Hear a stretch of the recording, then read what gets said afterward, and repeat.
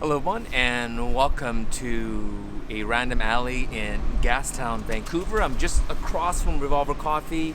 Lots of kind of new graffiti down this alley that connects the Revolver Coffee side of Cambie over to the Woodwards district. I'm using the 18mm f1.4 RLMWR at f1.4 for video on the XT4, and to be able to get to f1.4 and have the right exposure, I do have a variable ND filter from K&F, and this will allow me to adjust the exposure, as you can see, by just moving this like that. And I have the little side monitor on the XT4 so I can see what's happening here.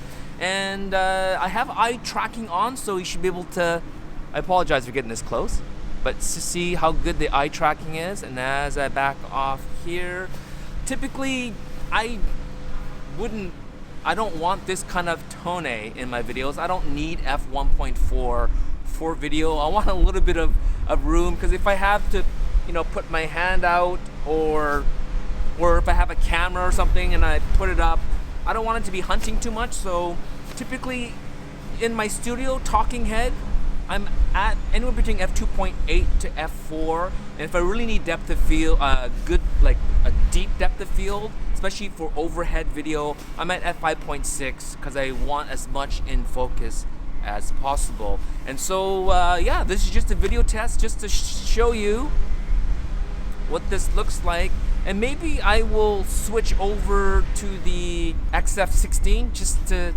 for comparison. Oh, and on my back, you look at these wide straps going, Taki, I've never seen you with this camera bag before. I have the Bevis gear. I'm not going to show you how you do the top shelf style, but I'll just show you in a second.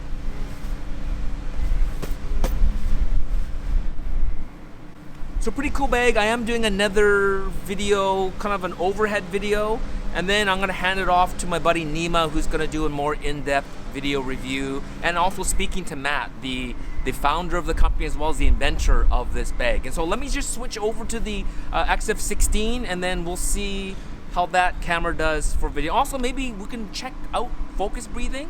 How about that? So I'm going to put my hand out.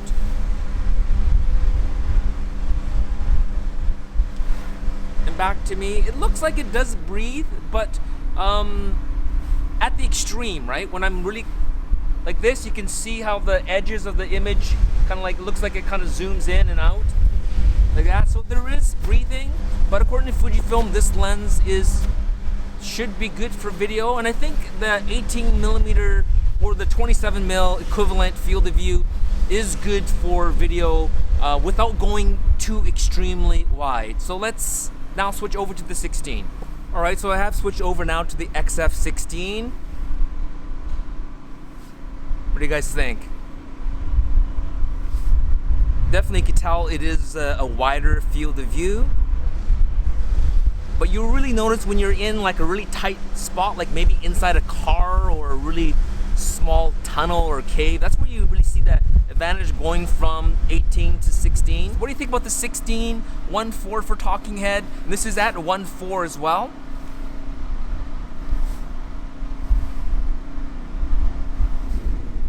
In terms of breathing, I actually find that it looks like the 16's breathing is a little bit nicer, isn't it?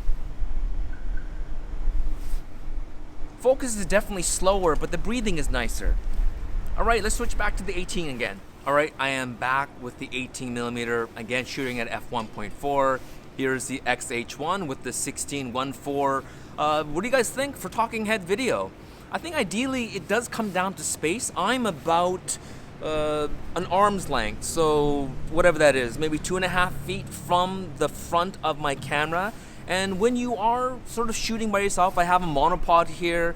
It is nice to be close to your gear. Like if I was shooting with the 35, so about a 50mm equivalent, I'd be like way back here, and now I'm like 6 feet from my camera. But the beauty is, as long as you can center yourself so you get some perspective as well as some optical distortion, the wider you go. And I think when you're in the middle of the 16, your face is maybe a little bit narrower than it is naturally, which is not a bad thing. Although the 16, this lens here is very well corrected. The 18, the perspective, I'm just looking here now, looks very natural, and again, I'm trusting that the autofocus is working. So for video, I think it's good. For breathing, I think there's a little bit too much breathing on the extreme end, but as you hear, let me just move this camera over a little bit like this. All right, so here I'm gonna back up here, and now if you look at the breathing, I think it's okay. Right? It's just when you get super close. When you get super close like that is when you notice the breathing. So that's it. This is my video talking head portion using the XF18mm f1.4 in comparison to the 60mm f1.4. Both lenses are great. Again, you need a neutral density filter. I have the type that you can fade in and out. So to be able to shoot at f1.4 out in the daylight for video, you do need one. And even when I'm shooting stills in bright sunlight and I want to shoot at f1.4, I have been using this neutral density filter so I can shoot at f1.4 and not have to go into electronic shutter mode. So thank you for watching. Don't forget to check out my other videos on the XF18mm as well as my article on Fujilove. And don't forget to like the video, subscribe. We'll talk to you soon, and happy shooting. Click, click, click.